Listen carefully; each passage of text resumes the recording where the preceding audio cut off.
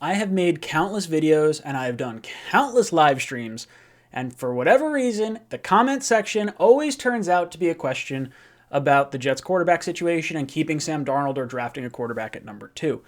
So I wanted to get into 3 questions to kind of help break down this sort of situation, at least in my mind, what I'm kind of thinking. It's, should the Jets take a quarterback at number 2? Should the Jets keep Sam if they draft a quarterback? And what kind of value could the Jets get for Sam Darnold? Jets, Jets, Jets, Jets! Welcome in, gang. My name's Ryan. I'll be your pilot today. If you're new here, hit that subscribe button. If you've been here before, welcome back. I love having you here.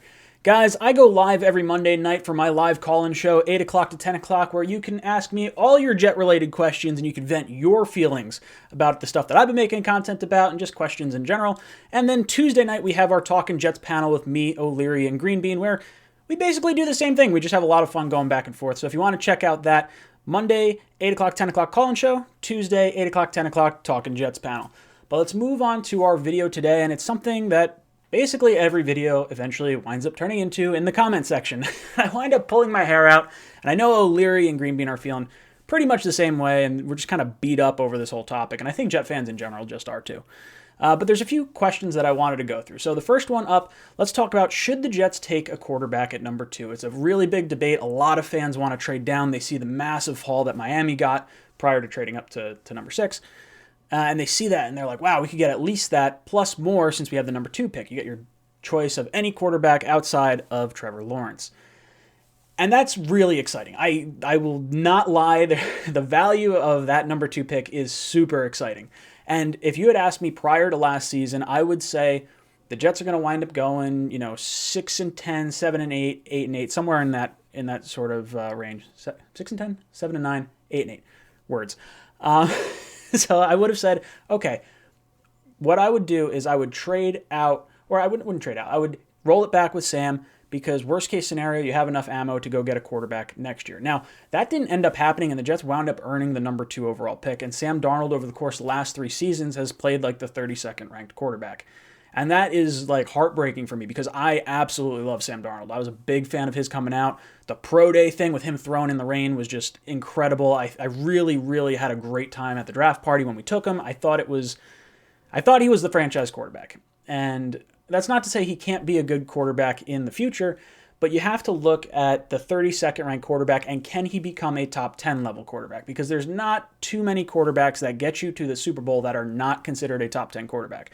Now, Nick Foles, you can argue, made it, and got the Super Bowl, but he didn't really lead the team to get to that point prior to the playoff run. And there's other guys you can kind of throw out in history, but more so than not, you really need a top 10 quarterback. So the question isn't so much, is Sam going to be a good quarterback or a franchise quarterback? It's, is he going to be a top 10 quarterback? Because ultimately we do want to win a Super Bowl. And for me, it's a little bit hard to see it. It's not to say that he doesn't have the talent. A lot of people are saying, oh, well, Sam Darnold had a higher prospect grade than Zach Wilson, Trevor Lawrence, or not Trevor Lawrence, but Zach Wilson, Justin Fields, Trey Lance, all these different guys. So the obvious thing is like, well, why would we trade Sam for a lesser quality prospect? But that's not taking into account the contract. Sam's contract, he's going to have to get paid a lot of money after this year. So you have to decide, is Sam for 1 year cheap worth it, or is quarterback at number 2 for 4 years of cheap contract worth it? So there's a lot more than just the grading of the prospect. And not to mention that prospect grade was like 3 years ago. We have 3 years of NFL evidence to show that Sam is just missing wide open wide receivers or not making the correct reads, running out of bounds behind the line of scrimmage. So there's certain things that sort of irk you. And I do think that we did not do him any favors. I think signing Adam Gase to that, when it wound up being a 2-year deal, it was horrible. You can look back at my video. The thumbnail is literally me like this. I hated it at the time. I hate it now, and everyone's with me on that. But you're looking at the quarterback situation. Should the Jets take a quarterback at number 2? Well, let's look at the opposite situation. Let's run it back with Sam, because like I said, you have to be able to see a top 10 level quarterback out of Sam Darnold. Now, more so than likely, we're going to have, we definitely have an easier schedule because we had the hardest schedule in the NFL last year. We're going to have more talent through free agency and the draft than we had this past year. You're going to have a new coaching staff, which anytime you add a new coaching staff, generally speaking, you have a better season than the year before. Why? It's just energy, everyone's excited, that sort of thing. So you have all that. So more so than likely, you're not going to be picking as high as 2, at least ideally. Things could go sideways. But more so than not, you're going to wind up in that 10 to like 15 range, somewhere in the draft.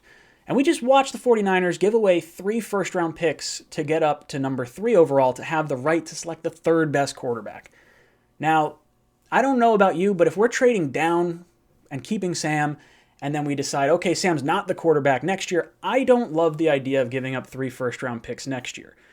Now, you have the opportunity to take a quarterback at number 2, and I've said that before. The Jets passed on Deshaun Watson, they passed on Patrick Mahomes, and they took Jamal Adams in lieu of, the quarterback, and they were looking ahead. They're looking at Baker, Lamar Jackson, Josh Allen, Sam Darnold, Baker Mayfield, that whole draft, and they were like, okay, we can get our quarterback next year. But they wound up giving up 3 second-round picks to get it, and thus did not have the ability to surround Sam with talent. So it's frustrating. You don't want to make that kind of mistake again. It's a really, really damning mistake. So for me, I would take the quarterback at number 2. I think it just makes sense financially and from a team-building perspective. Joe Douglas has a 5-year contract. Robert Saleh has a 5-year contract. Zach Wilson or Justin Fields, whoever the quarterback winds up being, would have a 5-year rookie contract. So everyone's just kind of moving in the right direction. Now, should the Jets keep Sam if they draft a quarterback? Question 2 here. Now, a lot of people have said, okay, let's run it back with Sam. Let's keep both of them. They can compete. They've, play against each other, trade Sam at a later point. And there is something to be said for that, because Joe Douglas, while he wasn't on the Eagles when they drafted Wentz at number 2 overall, he was there just after the draft, and they did have Sam Bradford, who they decided to hold on to and not release or trade until preseason, when Teddy Bridgewater tore up his knee, and they wound up trading him, and they got a first-round pick for it. So that is a very attractive option. So I think that is something the Jets could, in theory, roll the dice on, because Sam, of all the players that the Jets have kind of had, and quarterbacks in general, he seems like a pretty docile guy and would be able to sort of compartmentalize his feelings, and he'd be able to go to work, compete, and I think he would be a good teammate either way. Now, that said, I don't love that route, because you're going to divide the locker room in some capacity. There's going to be Sam Darnold guys. There's going to be some rookie quarterback guys. The organization doesn't know what stance to go on. Media makes this whole circus out of everything. If you have 2 quarterbacks, you have no quarterbacks. It's basically what we've always been taught. So, should the Jets keep Sam if they draft a quarterback? I don't think so. I think it's probably wise to move on from Sam if you decide quarterback is the route you're going to go. Now, this is the big part that I want to talk about. What kind of value could you get for Sam? Because we're watching this musical chairs sort of dance go on, and the Bears bring in Andy Dalton, the Washington football team winds up bringing in Ryan Fitzpatrick. The Texans bring in Tyrod Taylor, and you sort of see this market start to dry up. The 49ers trade all the way up to number 3, so they're not in the Sam Darnold market anymore. So, where does he go? Carolina seems to be a really popular place for a lot of people. I think that's probably where he ends up going. I think we get their 2nd-round pick for that.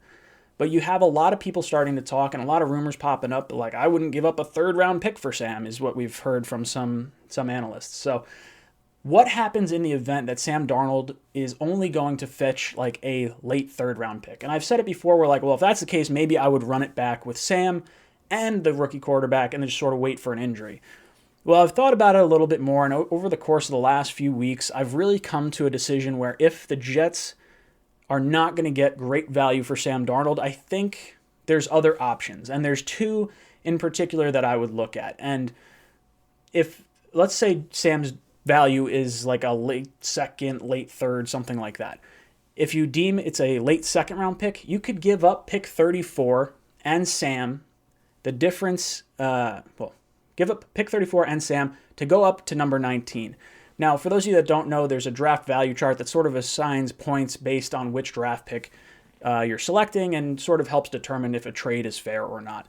Now, the difference from going from 34 up to 19, which is where the Washington football team is picking, is about 315 points. That is the equivalent of a late 2nd-round pick. Now, you may be saying, okay, Sam's not worth that much based on what we're kind of hearing. Well, you could go from number 23 to number 19, and that's the equivalent of 115 points. and that's the equivalent of a late third-round pick. Now, the Bears are sitting at 20 as well, so you can kind of flip-flop back and forth there. And I know Matt Greenbean and I have talked about it, Elijah Vera Tucker, Kwity Paye, J.C. Horn. There's a lot of guys that could go in the late teens, early 20s that may not quite make it to 23. So there could be a situation where the Jets wind up looking at Sam Darnold and they're looking at a really good player falling down the board, and they want to go up and get him because that player could be a starter at a big position in need. It could be an edge rusher, it could be a cornerback, it could be a guard or a tackle, I guess, whatever. And if you're looking at that, does the late third round pick make more sense, or does the stud that you think could be your starter make more sense? So I think if we're getting a late third round pick, I would probably look to make more of a move like that. I think it just makes sense from our team building perspective. It gives Sam a new, fresh start. I would hate to have him go into this New York market having the rookie quarterback there, and then you're going through training camp and you're getting all the questions and all these different, it's just a whole distraction, and you don't really want to make a circus out of the New York Jets. And if you make this sort of trade, I think it really does, it sort of helps out all across the board, and it gets everyone moving in the same direction. So guys, those are my kind of thoughts on the topic. It's not an easy thing to dissect. There's a lot going in and out of this. I'm going to be going live for the NFL draft all 3 days. I'll have Matt and Greenbean there with me, so I hope you guys tune in and hang out with us. Last year was a ton of fun. It was a blast. And this year we got 2 first-round picks. Who knows? Maybe we could have 3 first-round picks if we wind up playing our cards right. Who knows? Guys, let me know what you think of all this down below in the comments. I want to hear what you have to say. And as always, go Jets.